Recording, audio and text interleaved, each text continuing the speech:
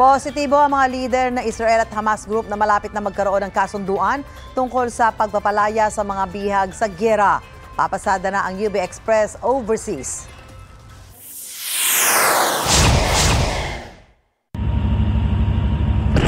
Makalipas ang mahigit isang buwang bakbakan, inaasahang may mapagkakasunduan na ang mga leader ng Israel at Hamas group.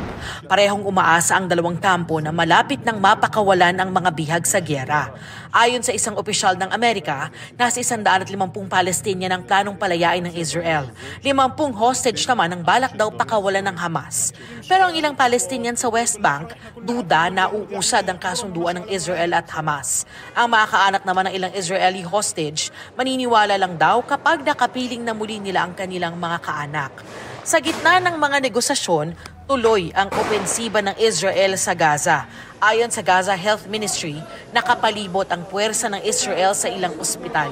Tinamaan din ang mga refugee camp. Mahigit 13,000 Palestinian na ang nasawi sa pag-atake ng Israel sa Gaza. Nasa 1,200 naman ang namatay sa surprise attack ng Hamas sa Israel. Ito ang unang balita. Darlene Kai para sa GMA Integrated News.